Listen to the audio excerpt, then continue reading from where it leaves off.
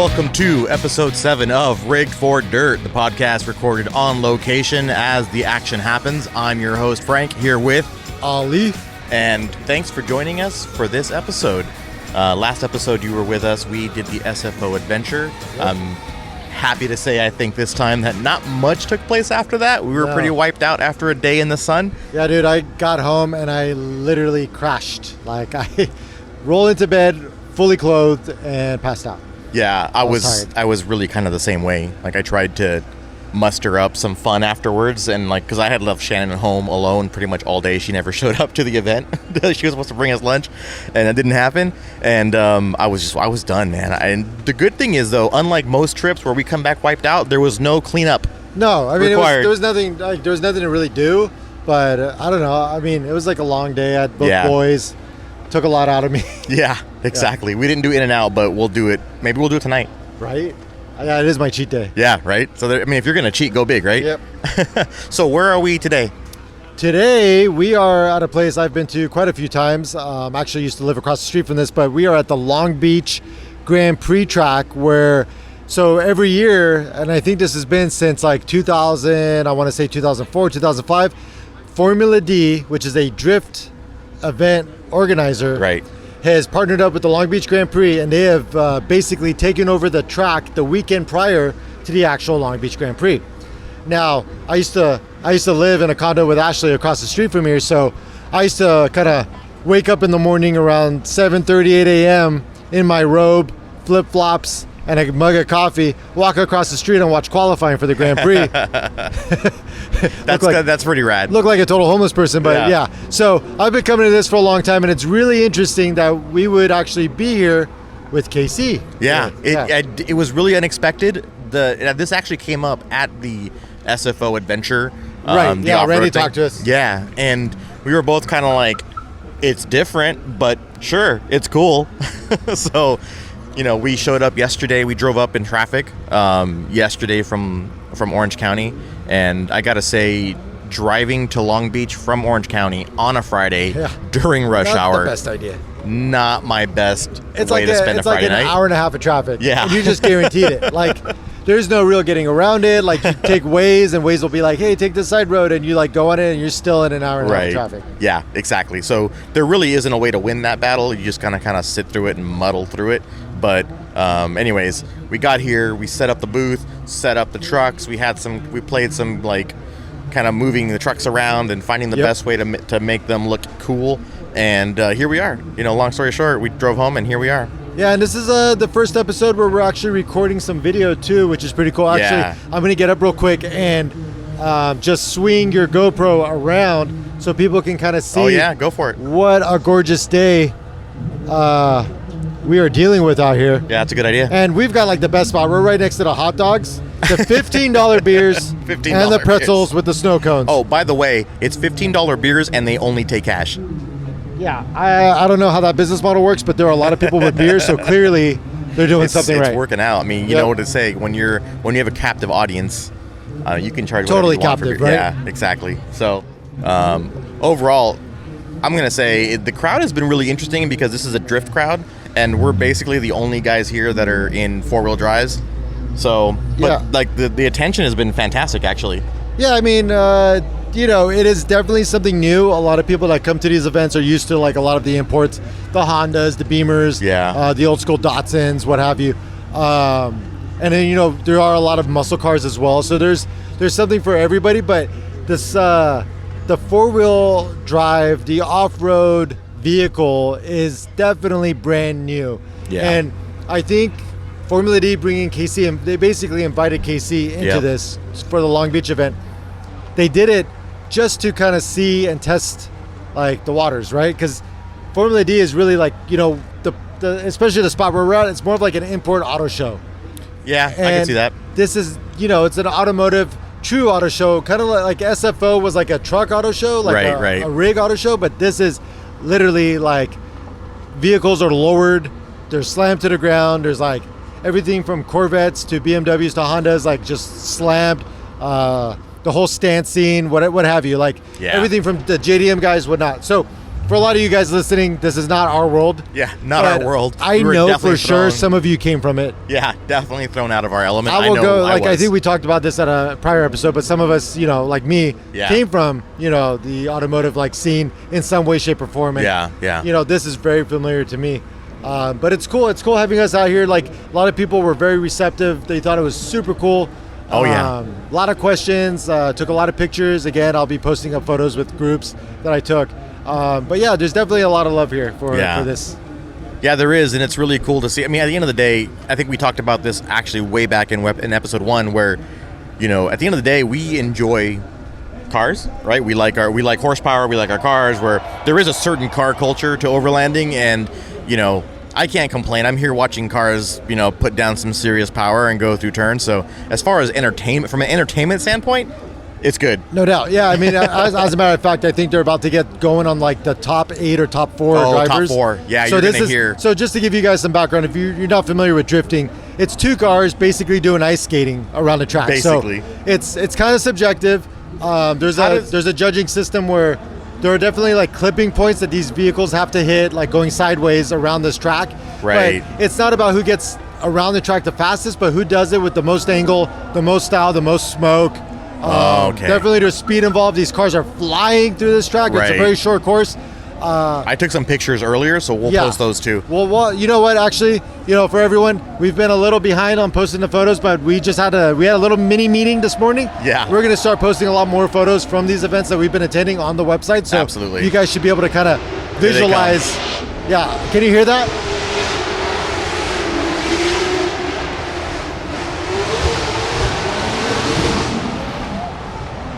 Yeah, I mean, you're talking upwards 1,200 horsepower on a Mustang going through this track in tandem. So by tandem, 2 vehicles side by side, and like these guys inches are apart. Inches apart. Yeah. And sometimes they're bumping, and as long as it's a little rubbing, it's racing. You know, like it's fine. So it's a very cool sport. If you're into it, there's a lot of people that are like, it's not for them, whatever. But like you said, we love horsepower, and this is definitely. I gotta say, you know, horsepower. Yeah, exactly. If you don't love that sound, you're not into cars. Yeah, no doubt. That's all I gotta say. That sound almost got me kicked out of this event, though. That's right. Yeah. Ollie decided he wanted to rev Kate the Jeep and show people. Well, nobody realizes it's supercharged, right? And you know, I'm not trying to talk about the Jeep every freaking episode, but it's just, you know, it's our race, right? It's pretty hilarious that the Formula D guy, like one of the main guys, came over here with a police officer. I got spanked, dude. And he got verbally spanked. It's like I'll steal this from like that one comedian, Dean Koontz. Right? Yeah. He one of his stand-up routines was like, it's like when dad slaps mom across the kitchen table during dinner. Yes. Yeah, like that's how I'm like, I was just kind of like, I got quiet. My buddy Matt was hanging out. He got quiet. And we just kind of like, why was that guy like such a dick? Right. You know? Why is he so mad? He came with a cop and like his buddy and like another dude. That, but why did you really need the police officer? Like, what did he think was going to happen? With a cop. Like, what do you think was going to happen? A police officer was there. And you could tell the police officer was like, why am I here? Right. Because I was like super polite. I'm like, yeah, you know, like I guess some guy had come up to me and told me, hey, somebody got in trouble for revving their engine. So you might not want to do it. And I thought it was just some random guy trying to do me a solid. I'm like, thanks, brother. I'm going to do one more and I'm done. Right. And that's exactly what happened. Right. Oh, dude, that is loud back there. Yeah. But, I'm hoping that you guys can hear us talk over this because it's going to be going on for the next like half hour. I don't know. Can you yeah. So I did one more and then I turned Kate off and I was done. And I didn't even do it because of that guy. I just said, you know what? It is kind of like, it always feels obnoxious, but people love it. So, especially at an event like this, revved it one more time, turned the car off, and I was done. Dude, 15, 20 minutes later, this guy rolls up. He's one of the main event coordinators, and I love the owners of Formula D. Yeah. Jim and Ryan, awesome guys. Me and Jim are friends, but they've got some really good staff. We'll say really good staff. Okay? Right. They're doing their jobs. Those guys are doing their jobs like to a T, like above and beyond the call of duty, like served. Like, so homeboy comes up with backup plus an officer plus another guy kind of hanging out in the back of the wings, and you disrespect one of us, you disrespect all of us. I'm like, whoa. I'm like, who are you talking about? And I'm sorry I revved my engine. I'm not doing it anymore. And long story short, turns out this guy that came up to me that looked like just a fan was actually one of the staff, but he never announced himself. And so anyways. Well, what cracked me up, and again, we're not trying to poke fun at these guys or anything. They're doing their job. They're doing their job. But what cracked me up was the line. If you offend one of us, you offend all of us. And it was just like this total like movie line. Like I was looking for the cameras and I'm like what is going on? You thought it was a prank. I did think you it was a prank. You thought he was joking. No, there was no jokes. I was like fully expecting like Arnold Schwarzenegger to come out from around the corner and be like, I'll be back. Right. People are just not expecting it. Yeah. So, anyways, enough about that. You know, I'm sure you guys will want to hear about our shenanigans at this show, but it was just one of those a little bit, right? It was just one of those moments where we're just like, is this really happening? Like, you got bigger problems. Like, rev his engine. Let's move on, dude. We need an officer here. So we're at the event. Good turnout. Good reception. Great crowd, man. And everyone. Yeah, what I think we're coming up on like an hour left of the event. Yeah. It's a beautiful day in Long Beach. I think you were right. They just finished top 8. They're going to take a break, and they're going to set up for the top 4, which will probably end up being like the end of it. But we've been here all afternoon. It's been pretty solid. So let's talk about so we just came off of a nice, amazing trip up in Yosemite. Oh my gosh. Yeah, let's get You got to that. take Truckee. I got to take Truckee. Kate's having ball joint issues, so she stayed home. She had ball issues. She had ball issues. Yeah, had ball issues. Moving on. So, anyways, I got to take Truckee. I got to play around with the GoPro that I just got too, which was really fun. I posted was that crazy mount that you made? Oh my gosh, yeah. Talk about that mount. So I made this mount. I found this guy on YouTube. I was kind of Googling things, like creative ways to get the camera going. And this guy made this mount where it's literally just a rare earth like magnet. $17 on Amazon. I spent another $3 on a roll of this like super strong but thin rubber, and then like a tape almost, and then like some Gorilla Glue. And basically, I just made a magnetic mount that is like virtually impossible to pull off. Super strong. It's super strong. It's stupid strong. So I had it on the freeway. I had it on the hood. I had it on the roof. I had it like on the light bar mount. I had it all over the place, and I took a bunch of time-lapse shots. And they came out pretty rad. So I'll be posting some of those. Yeah, those came out pretty epic. Yeah, I mean, that camera is like... The Hero 7s are awesome. I picked one up too. Yeah, way ahead of what they were. Not a sponsor, just... Right. We just got some. No, totally. Ordered online, showed up at my house, paid full pop, and it was totally worth it. Right. So yeah, no, not necessarily a plug for them, but these cameras, I used to have the Hero 1, 2, 3, you know, and so on, and I stopped buying them because the reality was I just didn't use them in the footage. You had to be like an editing expert to really pull the quality out of the footage, and that just wasn't happening for me. So I stopped using them. But this one's dope, and it's easy to use. So we're actually using 2 of them right now. We're recording this episode, just straight up recording it, because a lot of you guys requested some video of the podcast and some video audio. So I'm gonna put those together. You asked for it, my face and his. Right. That's what you get. I don't know why. That's Careful the whole what you point. wish for. That's the whole point of doing a podcast, is that you don't have to look at us, but you guys I know wanted for sure video. I got a face for radio. Yeah, right. I won't speak for you. You actually have a full head of hair. But the second camera is taking a time lapse, and so that's also going to be pretty fun. So we'll look forward to using these on the trail and kind of documenting more of the adventures that we go on, and using them to kind of add content for what the podcast is. Yep. So, anyways, we went to Yosemite. A really good friend of ours. The reason our that buddy we went, Matt. Our buddy Matt got married.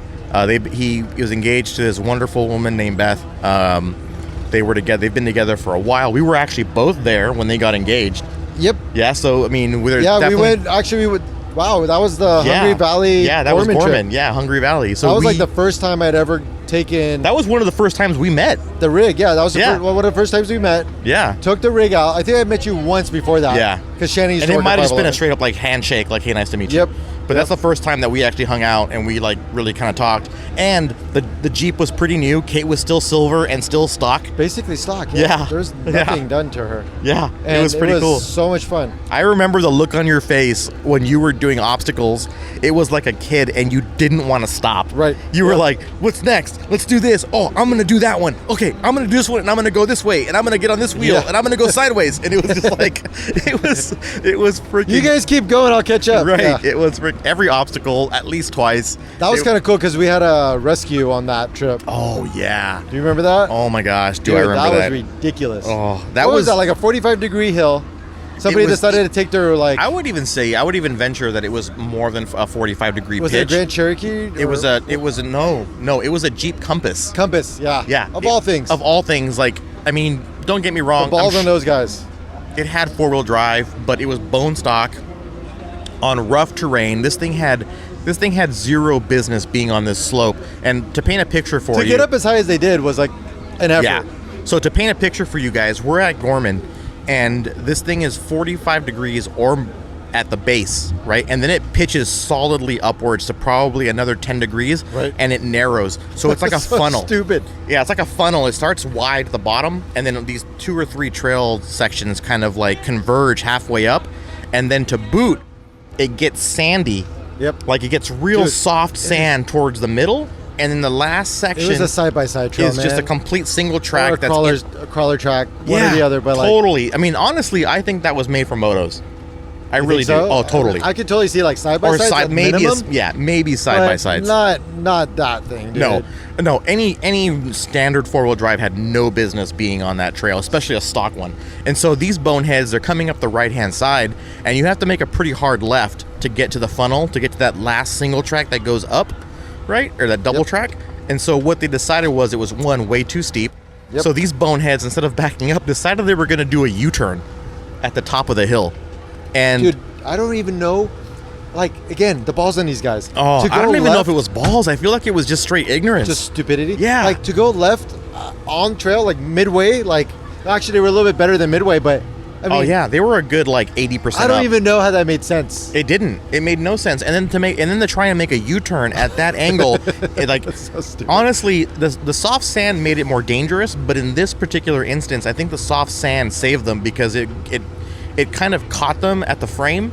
And it prevented them from going any further on that U-turn. So they ended up only getting like a quarter of the way into their U-turn. They couldn't be susceptible to their own stupidity. Yeah, literally Mother Nature said, nope, too stupid, you're done. Like, I'm going to stop you right there. And so we were at the bottom, and a good 100 yards away, we found a nice little like spot that we were going to have lunch at. Yep. And we were just watching this happen. I mean, right? I feel bad. I mean, part of me was like, all right, when they're going to roll, right? Like, I'm like watching this unfold, and it's like, there's nothing you could really do. I couldn't take it anymore. Like, I had enough. So I actually walked over to the base, and I yelled up at them, and I said, "This is a bad idea, guys. Do you need help?"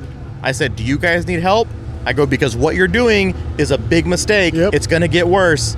And I did that 2 or 3 times. All 3 times they said, "Nope, we're good."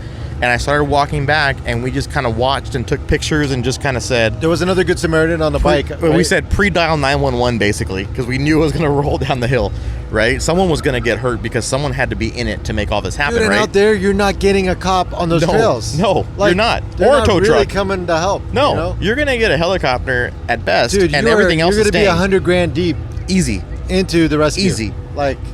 So... And your car staying there. Don't be stupid. Don't be stupid. It's expensive to be that dumb. So anyways, yeah, you're right. The guy in the motorcycle basically went up there and he started talking to him. He talked some sense into him. And he came back down to us because he saw that we were trying to help. And he said, hey, they're more susceptible now. Like, they're kind of like feeling the pain of their position. Yep. And so we they were like... need help. Yeah, and we were with our buddy Matt. Right. And Matt, can we just break down Matt real quick? So yes. Matt used to have an amazing FJ. Like, it was a FJ 40. It's an FJ 40, yeah. 40. That was like old fully Land built. Cruiser. Gorgeous rig. And then he's also has a 200 series. A Land Cruiser 200 series. That's full like overland spec. Yep. And if you've seen him on Instagram or seen him with us, he's a white Land Cruiser that has the retro stripes on the back. Yep. Yeah, right? It's like the yellow, orange, and red. Yep. And Matt actually works for 511 as well. Yep. He's a huge source of inspiration for me, especially in the overlands. I mean, if it wasn't for Matt, this wouldn't even be this. Kate, totally. I wouldn't have Kate. I might have bought a Jeep, but I would not have been overlanding because I wouldn't have known about it. Yeah. We do like a yearly Calico trip, and he brought me into it. Yeah. And so Matt's been like pretty much like my sage, within this world. Yep. Kind of steering me right. Like, wouldn't have connected with Goose Gear if it wasn't for Matt. Yep. Like, Matt has brought a lot to me and to my life in off-road and overland. So Matt in general, huge credit. And he's done that for a lot of people. Yeah, I'm totally not trying to blow smoke or anything like that. Like, Matt, this is genuine, and this is actually, I don't want to fast forward and steal the thunder, but this is actually what was said a lot and echoed a lot during their wedding when we did toasts. Right. Yep. Right. And Matt is one of those people who is selfless, and he's a wealth of information. This dude has done everything. Like, That's this such guy, a huge talent. Yeah, this guy is like, this episode will be about Matt Frederick. Right. Yeah. This guy is a jack of all trades. Like, I've never met someone that can do so many different things and do them well. And more importantly, he's one of those guys that inspires people around him to be better. Yeah. Like, just knowing him and hanging out with him and seeing the kind of the line that he rides is inspiring. So props to him. Absolutely. There's a reason that he's a friend of ours. He's a solid dude. Yep. So we went out with Matt. The three of us jumped in his 200 series. And the reason was he was the only one at that time with a winch. Was that? Yeah, he was the only one that had a winch at that time. Yeah, he had. I mean, look, Matt again comes back to how long Matt's been in this, right? Off-roading and overlanding. He just has everything. He has everything and anything you can need. And he knows how to use it, which is the best part. Yeah. He's like I said, the dude's the sage advisor. Yeah, of our group for sure. Yeah. So he had the winch, he had all the recovery gear, he had the snatch block, everything we needed to get these guys out of a jam, right? So we drove this thing up, and the guy in the moto is like, okay, follow me. There's a trail on the side that comes up kind of the spine, the ridge of this hill, so we can come up the side instead of going up the way they went up, because that wasn't happening, right? So we're following the guy on the moto, and this trail just begins to like progressively get narrower and narrower and narrower. Pinstripes. And there's pinstripes is an understatement. There was like, we were basically at the trunk of these trees, like just crashing through branches. Yeah, we had gone through the branches, and at this point the trunks were like a good inch to an inch and a half round.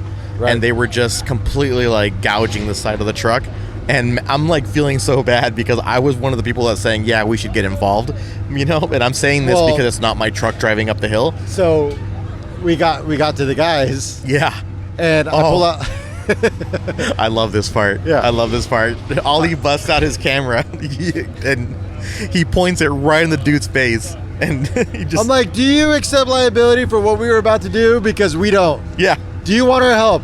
You got to say it on here. And yes he was or no? like, and he nodded, and Ollie's like, no, you got to say it. Like, yes or no. You got to verbally say yes or no. And finally, yeah. And he was kind of cautious about even wanting to say yes. Oh, totally. Because he knew that he was on the hook. I'm all, dude, if your rig starts rolling down that hill, you're gonna try to blame us. So I wanted to make sure it was on camera. 100%. Because that's what happens. Bro, that's what you're getting into. Yeah, if bad things happen, you have to know that we're in this together. Right. So, like, you're not going to come after me later on and be like, no, you made me do it. Yeah, he had that moment where he was kind of contemplating that. Oh, totally, like, because it got real. That's why. It got real. It was very real. And so... he was in a very real position. Oh, 100%. This thing was going to roll. Even the guy in the moto, he went down and he had his gear on and he kind of started... Put it this way. This hill was so steep that we had to basically, like, kind of hold on to the rope and ascend. I grabbed Matt's winch rope, had it around me, and then slowly lowered down the hill because it was so steep. Yeah, it was like coming down. It was like literally like you see somebody coming down the side of a mountain. Like, it was ridiculous. There was I still can't believe we got him out. But that's getting ahead. So basically went down there. We hooked him up, devised a plan. We decided the best angle of attack because it wasn't just about bringing him up. It was also preventing him from rolling as we brought him up. Because there was a big chance of that. A big chance of that. Even pulling him up with the winch, he could have easily gone over. And more importantly, we only have one point of contact, right? We only have one winch vehicle. So that means that, we can't like bring the ass end around, or we can't pull it and counterweight it with something else. Correct. Like, it's just one vehicle, one anchor point. Yep. So we don't want anything bad to happen to Matt's vehicle, right? So we kind of devised a plan, hooked up the snatch block so we can get a little more leverage, and hooked it up to both vehicles, and then started pulling. And the guy got behind the wheel. We were guiding him up, and little by little, man, it was sliding. We were giving it some gas, and he got up. And that was it. That was it. That's Matt. That's Matt. Matt is like always like, so 5'11", always be ready. Like, Matt has embodied that spirit. I mean, he's been with 5'11" for like 14 years. Oh, he's been there, yeah. Yeah, so he's probably like the longest standing next to our CEO, I think, at 5'11". Yeah. That's pretty awesome. Yeah, Matt's... Yeah, he's the real deal. And he's actually one of the first people I met when I started doing this, way back, like, 3 years ago. Seems like he's got a lot of those stories. Yeah. Like, Yeah, he's He's a good dude, and like he's one of the founding members of overlanding. Right. Yeah. In the beginning, for sure. So, we were at his wedding. So we were at his wedding, and we went to Yosemite. And I don't know, Ollie, for you, if it was. Have you've been there before? Yeah, once. Okay, so for me and Shannon, actually, it was our first time. Oh, really? Oh, totally. So that's awesome. Yeah, I grew up in San Diego, and it was like probably it was certainly the first time that I'd been there, and which is a total shame.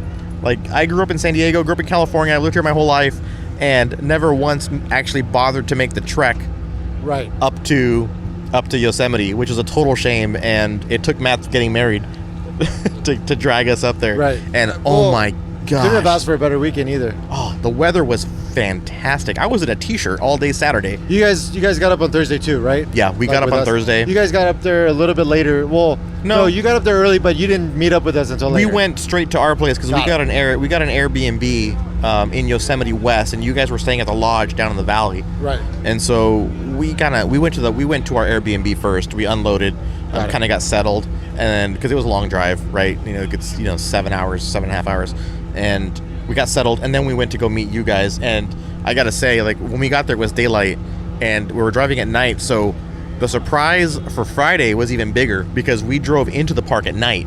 So you didn't even see what you were getting into. Didn't even see what we were getting into. So let me tell you guys, the only thing that I did see that blew my mind was the tunnel. Right. Because I'd never seen that. You went through that at night. Yeah. Which is a trip. Yeah. And I was a trip during the day. And I was like, this thing is forever long. It's amazing. It reminds me of going into Zion. So you go through Zion and you got that big tunnel as well. It's the same kind of tunnel. Like totally. Raw rock. Like all around you. Yeah. Like it makes it like a little bit psychologically better when you see like the kind of tiled. It does. Walls. But when you see like just the rock. Just bare rock. All you picture in your head is that stuff just coming straight down on top of you. Or that you're just like somehow driving into the center of the earth. Yeah. But so what you didn't see coming in, which is like the big scenic view, is right before you get to the tunnel, there's this like massive shoulder on the left side driving towards the village. Right. That is probably one of your best views. Now there's another view once you get through the tunnel, but that's really touristy. Yeah. So you get a lot of people parking there. You're talking about the view before the wall, where the stone wall is. Well, right, there's a turnout. Yeah, exactly. So right before the tunnel, there's a stone wall. You probably saw it on your way out. We actually stopped there at night on the way out. Oh, cool. To check out the stars. Oh, nice. Unknowing of where we were. Because you got Glacier Point, it's the first stop after the tunnel when you're coming out. It's the first place you can pull off. Right. After the tunnel, and we didn't know where we were. We just wanted to check out the stars, so we stopped, and we were just kind of like stargazing, hanging out for 10 or 15 minutes. The stars are amazing too. Oh my gosh. But what you see on that overlook is you see the valley. Yep. And then right between the valley you see Half Dome. Yep. I mean, it's probably anybody who owns a Mac and has like updated their like OS to like, Right. Oh, that guy's in so much trouble. Oh, yep, he's in trouble. Oh, did you hear that? He's in trouble. No. I guess, no, sorry, this is my geek moment, but if you upgrade it to Mojave, you don't have it anymore, but whatever. But like, when you had El Capitan. When you had El Cap, so you would see this view, and that's like everybody's view. That's your desktop. That's your desktop. Yeah. And it's just as amazing on that desktop as it is in real life, if not more. I would say that the one thing and we had waterfalls. Oh my gosh. Waterfalls galore. Dude, because all the snow melt is happening right now. Ridiculous. There's like waterfalls everywhere, and I didn't know this, but I figured this out later when we were kind of wandering the valley on Saturday. Actually, no, Friday. It was right after the wedding, but before the reception. Yeah. We were wandering around the village, and we went into the Ansel Adams Gallery, and we got to talking to one of the guys that works there, who was insanely helpful and really all those guys want to talk to you. Oh my gosh, he was like pointing us to all the best spots to take pictures and avoid major crowds. Which, by the way, there were none. Like, there were no major crowds. It was awesome. It's before season, which is fantastic, and he was telling us some history, telling us where to get shots, and we ended up, going to get some of those shots of El Cap and Half Dome and Bridalveil Falls, right, and all this stuff. And it was just like, it's inspiring. Like, you can't take a bad picture there. Like, right. It's just, no, I mean, look, anywhere you go, you're guaranteed a view. Yeah. You're guaranteed an amazing backdrop. Yeah. Like, whether you're in the woods or you've got the mountains behind you, like the valley behind you, like it's just awesome. Yeah, you really. The one thing that I'll say that no picture can even come close to touching is just the awe, like the the size of scale in that place when you're standing on the valley floor in one of the meadows and you're looking up at like El Cap or Yosemite Falls or Half Dome, there's a size of scale that you never felt so small and at the same time so connected to everything around you. It's like truly being in nature, even though there's like a lot of people, like a lot of tourists or whatever. You don't feel like it's totally encroaching on your experience. Like it's so big and so like just like majestic that it's like there's enough space for everybody to get their and there's like connection. Like this common understanding that you're all there for the same reason, right? You're all there to experience like this, nature at its best. Yeah, you're not getting like a family up there who's like throwing their trash on the ground and like everybody seems to have a pretty like reverent attitude towards the space. Right. Yeah, it's not your normal weekend up in Big Bear, right? No, it's definitely not. Like, and especially, and you know what? That was actually really refreshing considering, the last probably 6 months with the government shutdown and all the bad news that you've been hearing about people in parks and state parks and, with the, all the trash and all that stuff. It was really it was good to see. It was, to see people really kind of enjoying national parks for what they were intended. So, two things. We stayed at the Valley Lodge, which is awesome. It's a series of basically kind of like condos, 2-story condos. They are 2-story. Shannon and I were actually talking about that. Well, no, they're 2 stories, but like one unit's below, one unit's above. Got it. The unit itself isn't 2 stories unless they have some like major suite that I don't know about. But it was really nice. The rooms were really nice, and again, it's more of like the budget one compared to the Majestic Hotel, which was where Matt stayed for his wedding night. But dude, even when you go out on your patio, you look up and you got the valley. So you're there. Yeah, you're there. Literally, you're there, and you've got wildlife all around you. It's gorgeous. So you can't go wrong no matter where. And our first time out in Yosemite, we stayed in the village. And they've got a couple of different ways. They've got these tents that are awesome. The yurts. The yurts, right? Yeah. So there's a couple different versions. There's ones where they're heated, non-heated. You've got cots in there, like 4 beds. So a family of 4, they're fine. Yep. And then we stayed in these little like bungalows, kind of cabin style, like they're connected cabins. Yeah. So we stayed in these cabins, and I think there's one other tier that they have in the village. The village is awesome because you're truly kind of like in the middle of like the dirtbag climbers and the vacationers, the tourists, whatever. Like everybody's kind of mixed together. Yeah. And it's a really cool vibe. And there's a solid pizza joint right there. Yes. Like bomb ass pizza. Yes. Like great beer selection. Are you talking about base camp? Base camp, yeah. Like not where we met up with you and Shannon, but actually in the village. So So there's another pizza joint there, actually. Yeah. Got it. So got it. We met up at base camp, right? The first time? When we first met up with you. On me and Ash. The day of the wedding? Yeah. No, that wasn't base camp. Okay. That was in the village, but it was called something deli. Okay. Like some deli. So maybe you were. There's a big, huge patio. Pro tip: if you're in the village, and we'll get the name, and you're by this deli, it's right by the Ansel Adams gallery. So it's easy to find. Don't order a pizza there. It took like that's where we met you guys. Yes, it literally took half an hour to get a pizza. It was ridiculous. Not so great. And there was no line. Yeah. So don't get a pizza there. If you go to base camp, which is at the lodge, that place is good. We ate there multiple times, had multiple plates from breakfast to dinner, and they're all delicious, and they're all delivered at a regular amount of time. Right. Okay. Yeah. Yeah. The one at base camp's awesome. Yeah. Base camp is delicious. Yeah, and it's amazing. Yeah. It is so good. I know we talk about food a lot on this, but we do talk about food a lot. Yeah. It's all right though. That's hey man, like part of the occupation. Gotta fuel the beast. So there's the Valley Lodge, and then the Majestic. The Majestic is, I mean, every shot inside the hotel and outside the hotel is just picturesque and beautiful. Yeah. That's where he had his reception at. Yeah. It was rad. I would say the bar service is a little snooty. A little bit. Felt like they like the rules, man. Felt like grade school a little bit. It did. Yeah, like if you get out of line, single file line. Like, well, there's nobody in here. If like, you get out of line, I mean literally out of line. They crack the whip. I'm like, we're all together. Are you paying together? Well, no, but we're just kind of hanging out. So I'm talking to him while we're waiting. Like, yeah, he's like, matter. everyone single file. I'm like, yep. Oh wow, dude, this is a bar, right? Like, I feel like I was gonna go to some of the principal's office. It's kind of funny. It's really funny. Yeah. But the Majestic was gorgeous. I think the rooms there go around for like $500, $600 bucks a night. $500 a night, yeah. So that's why we went to Valley Lodge. I think our room was like $260. So that's kind of the range you're looking at for those type of accommodations. We got a killer deal. Ours was only like $125, I think, or $130 a night for the B&B, for the Airbnb. Yeah. And this place was awesome. Like, it was beautiful. It was really, really comfortable. So if anybody wants a place to stay, I'd be happy to recommend this place to people. Just shoot me a DM if you're definitely an Yosemite. option. Definitely an option. The only drawback, and for us it wasn't a drawback, but it may be depending on the experience you're looking for.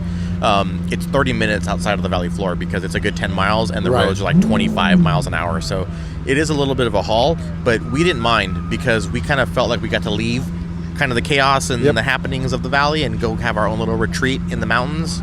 And so it was pretty good. And then so there's that option. So those three, and then also, like we talked, base camp. Yeah, and you're still in the park, by the way. That Airbnb is still inside the park. Sure, yeah. So you're still in Yosemite. Yeah, totally. Yeah. But like I said, there's the yurts, there's the little cabins, and for those you're looking in the hundreds. Yeah. So it's cheaper out there, and you get the full experience. Right. Bears and all. Bears and all. Yeah, but yeah, it's really awesome.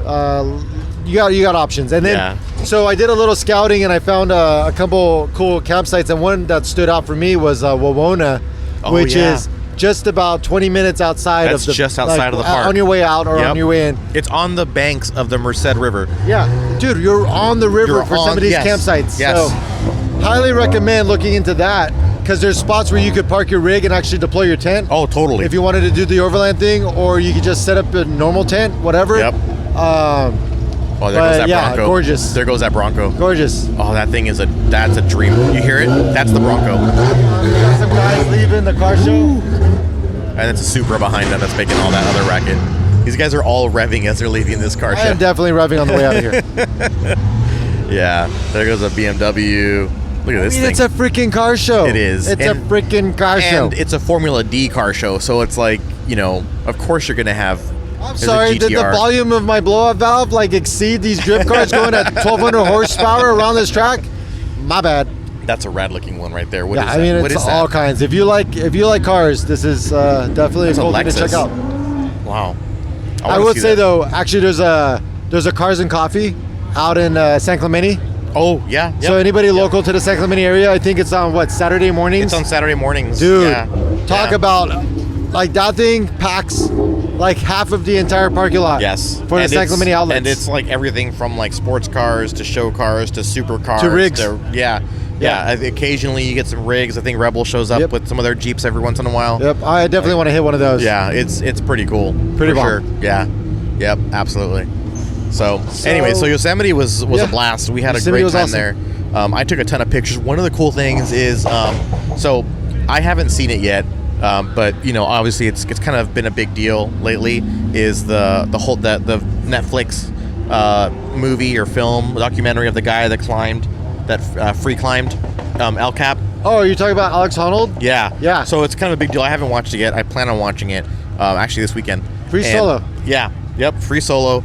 And we went to go shoot. I went to go shoot with Shannon and went to go shoot El Cap at sunset. And there was two dudes climbing El Cap, and we didn't even know it for the first 30 minutes. You feel this is what's amazing to me is that you feel like you're really close to this mountain, right? Because it's literally right in front of you, and it's your entire field of view. It's just gigantic, and you feel like you're really close, but you're not. You're so not close to it. You're so far away. Yeah, you're so far away. You're looking at the rock face, and there was this tiny little black speck about the size of an ant. Literally, like you looking down at the ground at an ant is what this guy looked like, and it was just and I didn't even know it was there until he went full spread eagle. He looked like a tick on the side of this mountain. And Shannon busted out the binoculars, and she's like, "There's two guys on the mountain on the wall. You could see them. You could with see the binoculars, them." And they just started to they were on their way down, That's and they so were about rad. halfway when we saw them. And I took some pictures, and so we'll post some of those too, because I took some rad pictures of them, and they're still kind of small in the photographs, which I really like. It's kind of like a Where's Waldo situation. So sorry, I took a step away. I was talking to Randy over at KC because I think he was interested in coming on. Oh, and possibly one of the other guys who brought out there. So there's a raptor here. Yeah. There's a raptor. I'm gonna. If anybody's watching on video, he calls it the Overlander. Yeah. So he tows his toys with this, and he also has the tan and kind of set up for overlanding. Right. Yeah, because we are here with KC over here. Exactly. So that was Yosemite. Really good time. We drove home on Sunday. I think you left on Saturday, huh? What was it? We left Saturday. Yeah. So I had my whole Sunday. I wanted to stay the extra day. My wife had to work. Yeah. So, we spent that day Saturday kind of wandering around. We did some fun pictures at Yosemite Falls. Yep. We kind of walked there with. We'll have to post those too. Yeah, dude. The best part for me was that little girl. We were goofing off. There was this fallen tree, and we were goofing off, and we were doing like this kind of like marching thing, and we were just being totally stupid.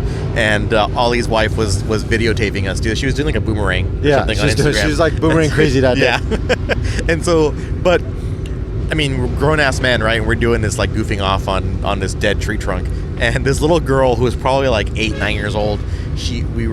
I don't think we nailed it on the first take, and I said we should do it again, and she heard me, and she was like, "Yeah, do it again, do it again." Her family wanted to go see Yosemite Falls, and she was like dragging them, like, "No, I want to see these guys do this again."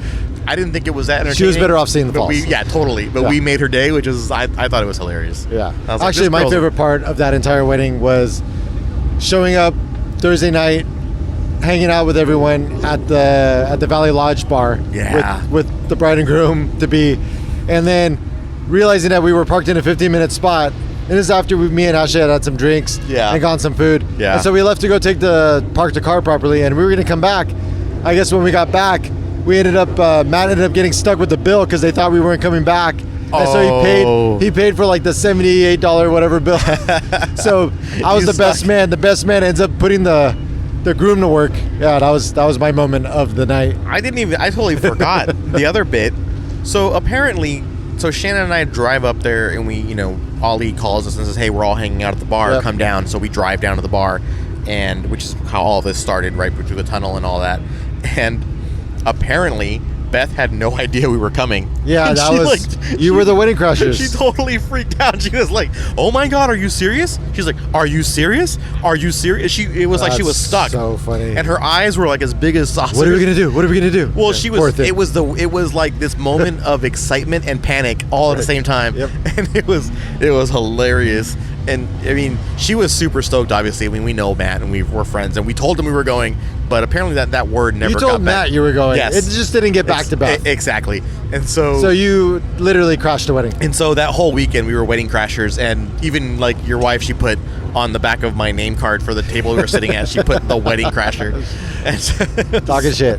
The whole time. It was hilarious. So I'm keeping that name tag forever, by the way. That's like my little memento of the weekend. So yeah, Yosemite was a blast, man. I had such a good time there. I'm definitely going back. I'm ashamed of myself for that being my first time, but at the same time, I'm so glad that was my first time, because it is awe-inspiring. It was, and it was a good friend's wedding. Like, it was. There's so much. It was such a weekend filled with so many unique experiences that I think if I had done it any other way, there's no way that it would have meant as much to me as it did this time. Yeah, for sure. So, some guy's checking out the Jeep right now. They're like digging through, and Ollie's like wanting to get up and go over there and walk over. Whereas the car show thing is still going on, and Kate is like doors open. There's a ton of people leaving and a ton of people milling about. Yeah, they're milling around, and so like everyone in Kate is like a constant magnet, right? So people kind of like wander and are like wanting to see things. So coming back full circle, I mean, it was the conversations that were had today were really cool. I wasn't expecting as much interest in the off-road space. Yeah.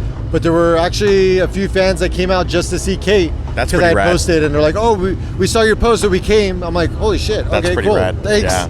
Got some pictures with some of them. It was really cool. Yeah. But yeah. So yeah, that's kind of been where we've been the last couple of weeks and what's been happening with us.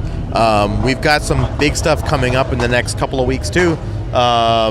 I mean, we're still trying to shake down Easter Jeep Safari. Yeah, that was a little bit of a bummer. Yeah. I know last episode we had mentioned that Magnaflow was taking us up, but Magnaflow ended up changing the direction that they were even approaching Easter Jeep Safari. So Yeah. it put us on the outs, which sucks, but whatever. We're still going to Shit try and happens. go. Yeah, and if we can go, we'll go. And if we can't, we'll figure out something else to do. At least we have time, right? We were thinking about actually heading up camping Monday night. Yeah. Doing a trail with Warren on Tuesday because Yep. we got invited out to their official trail ride, which is pretty rad. That is pretty rad. And then potentially heading back Wednesday and getting back to work before Easter. Yep. Which is actually not terrible because then that leaves us our weekend still kind of free. So I'm thinking that that's actually a pretty good thing that we can go knock this thing out during the week, have some midweek fun, and then come back, do some work, and go right back into a weekend again. I mean, I don't even know what to expect with Moab, honestly. Like, so I'm kind of excited, kind of like apprehensive. What I'm really excited about is Overland West Expo. So the Expo West, yeah. So we're both going to Expo West. We're gonna do podcasts from Expo Right. West. Yep. We're gonna record a few episodes, I think. And honestly, I think I'm gonna throw this out there. I haven't even talked to Ollie. I'm just throwing this out there on top of my head, so he may hate me for this. But if you guys are listening and you're gonna be at Expo West, we would love to talk to you. Yeah. Like just Yeah, why swing not? by, No. say what's up. Let's do it. And even if it's not about like being on the podcast, if you We have got a third questions, mic. yeah, if you have questions or you want to just kind of see what's up, come by. Like I want to Maybe we can post on Instagram, kind of like when we're planning on recording. totally. And then coordinate so people, if they want to swing by during the event, Totally. they can come on, talk about their rig. Yeah, absolutely. Talk about things they love, things they're doing, what they're doing, their build, all that kind of stuff. Let's get to know you, and that's going to be, I think that'd be pretty rad. Yeah. One thing real quick, not to go totally back, but one thing that I was having a hard time with in Yosemite was, so I was driving my wife's VW All-Track, and I keep passing Jeeps on the road, and I would feel my fingers twitch because you want to do your Jeep wave. And you're not driving the But Jeep. I'm not driving a Jeep. And I think one point I did, and the guy kind of like looked at me weird, and it's like, oh yeah, I'm not driving the Jeep, and it kind of made me laugh. I was thinking about kind of totally do It's like getting. By the way, if I don't know what Jeep this wave. is, I don't know what this is going to sound like, and I don't want to story because it's getting super loud. All It these is pretty cars, loud, yeah. like everyone is leaving right now, and we're like probably a good People are 20. filing out. We're probably a good 20 feet away from the exit, so we're super close, and I don't know what this is going to sound like. So It's I'm hot sorry. dogs, pretzels, and the exit right Yeah, here. so I'm really sorry if this is insanely obnoxious on your end, but anyways, This is probably not a sound that you'll hear on our podcast ever again. too often. Yeah, I wouldn't say never. Yeah. We may be at an event like this one day, but few and far between. for Right. sure. Right. So anyways, continue. Yeah. Yeah, it's pretty loud. So Ollie's Jeep Wave, he's got to tell you. Okay, I don't want to steal your thunder, but tell them about your rating system because this to me is hilarious. So the and I rating feel- system. So, there's all kinds of Jeeps, and it goes from everyone from like the bone stock like Right. sport to the Rubicon to the guy who's got it lifted on like 35s, 37s, or the dude with the rooftop tent. Or do I need to speak up a little bit? A little bit. Yeah. So I realized that I didn't even realize I was doing this until I kind of figured it out that I was actually doing this. But I would see like the stock Jeep, and I'd raise a finger, and then I'd see like single finger. single finger. Yeah. And then I'd see like the guy with like a little bit more fixed up like kind of rig. Right, And 2 fingers right. would be up, right? Like somebody like me. And then I'd see the full on crawler, and I do the horns. Oh wow. Right? Like off the steering wheel. Yeah. And I'm like, I guess it's kind of like my own little rating system that I kind of put together. And it's honestly, it's more of a funny thing than a true thing. But yeah.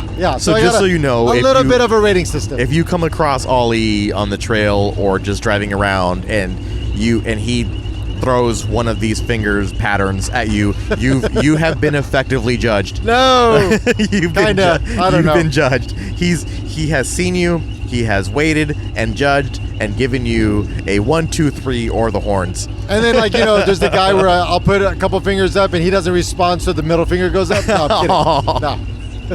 Yeah, no, that doesn't happen, but that's still pretty funny. The FJ world, man, I will say I got more waves in Yosemite than anywhere else. Right.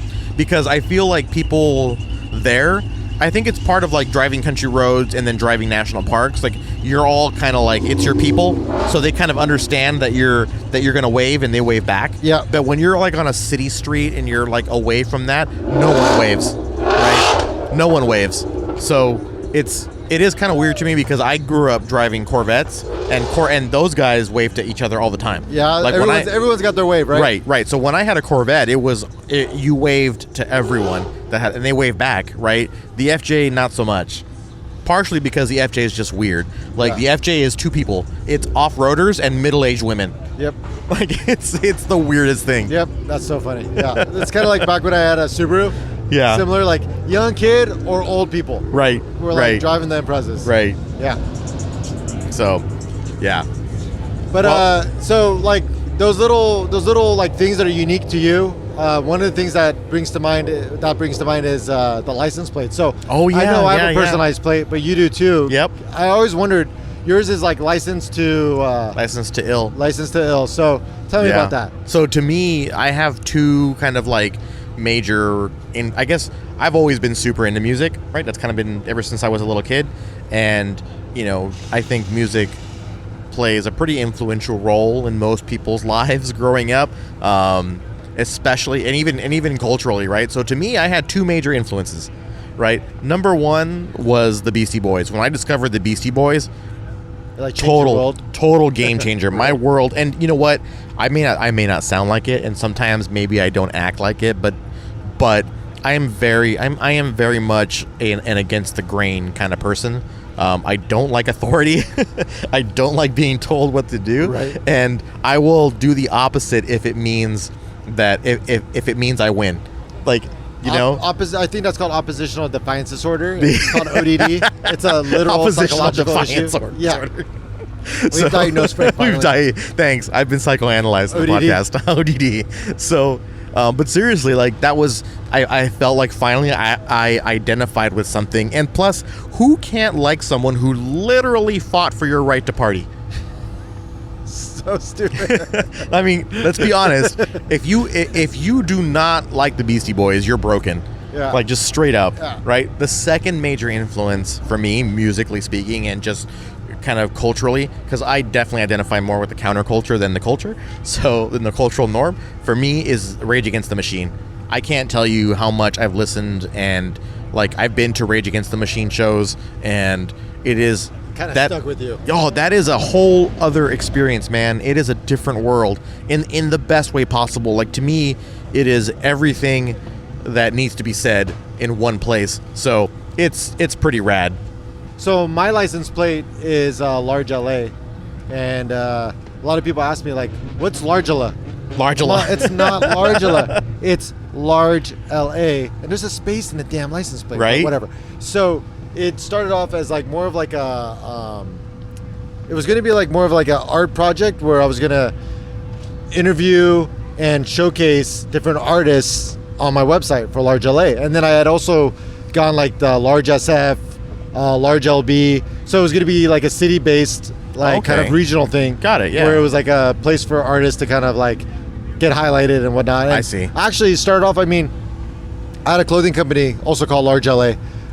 Which had the same kind of like thing to it, like where it would be like large SF, whatever. Right. And I was starting to do collabs with artists. So I got my buddy like Pache One, who was like from this crew called Lords back in the day. He did like, I don't know if anybody knows Tribal Clothing, but he did the original Tribal Clothing logo. Okay. And he had collaborated with me back when I had a clothing company called Gooding Clothing, which was like a charity-based thing.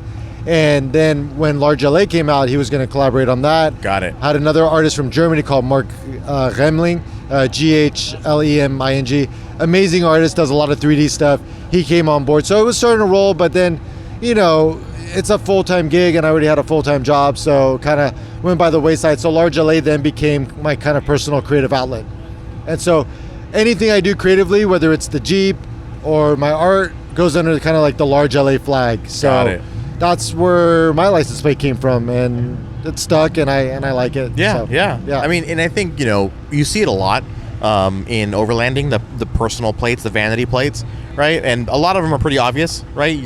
They're overlanding related. Right. I chose to not go that route, as did you. Same. Yeah. Right? Like, I chose to make it more of an expression of myself and kind of my roots. Obviously, if I could put Rage Against the Machine and the Beastie Boys on one plate, I would have, but not possible. So I chose the Beastie Boys. I was really surprised that License to Ill was not taken. Yeah. I'll take it. Yeah, and for those that don't know, the reason it's License to Ill is, well, one, apparently the state of California did not like the other album names. Okay. Because they thought it was lewd and lascivious. Sure. I got a rejection letter. Oh, really? Yeah. So, I mean, the obvious one, you can't use Hello Nasty. Okay. That just doesn't work. Yeah, that doesn't work. I tried an iteration of Sabotage. That didn't work. Yeah. So I ended up... We do live in California. I know. I did, and that makes no sense to me. I ended up with License to Ill, and it's... Which is really interesting, because I actually have a cop friend who was really surprised because he thought that could be interpreted as License to Kill, right? So, because the IL. Anyways, I ended up with License to Ill, which is really meaningful to me because that's their first album. Yep. So it worked out perfectly. But I think, you know, there's a lot of overlanding related plates, which is cool, right? I mean, it's more for the truck, but I like the ones that are more of a challenge to associate. Right? Like you have to think about it, or you have to know. Yeah. Well, we don't do a lot of inside stuff here, so no, we don't. We try to put it all out there. Yeah. We're about an hour, so you guys hopefully got a kick out of this episode. And then next episode we'll be sitting with Alan. Yep. So this episode is brought to you by KC Hilites. KC Hilites, the lights you want to choose for your overland and off-roading lighting your adventure. No, I mean, KC, they're our boys. Every single time we go out with these guys, we have such an amazing time. Yeah. And the reception from the crowd's always positive, always great. And the lighting, I mean, I've had nothing but good times. I mean, it does everything I need it to do. Yeah, I have. And it's super dependable, super bright. And I have no reason to say this other than out of respect. You didn't even get anything from it. I didn't. I paid for my lights. Yeah. You know, and I made the decision as a consumer to buy this particular setup because it was fantastic. Yep. It worked out for exactly my needs. And you know what? Nothing. Again, no reason to say this. One of the biggest reasons I bought those lights was because of Brad at Trail Recon. Yeah, well, because Brad is responsible for a lot of KC sales. Let me tell you. But you know what? You know what did it for me, which is the one thing that no one else did, is he went out at night and did a drone shot of the beam pattern. I remember that. Yeah, he installed his lights and then he did the nighttime. Yep. Only Brad would be so thoughtful in creating his review that he would think about the importance of your beam pattern and then go document it. And show you guys. Yep. Because that was the one thing that I was looking for when I was shopping for lights, is I didn't want my rig to be covered in lights. I didn't want 18 lights on the front of my truck. I wanted as few lights as possible to be as effective as possible. And that's really what did it. So for me, that was KC. The choice was easy. So I mean, I think that's a great way to sum up KC. Just awesome company, vetted, tried, true, tested, all that. So super stoked to always be part of what KC does. And then who else do we got? We got Rig Supply. RIGD Supply.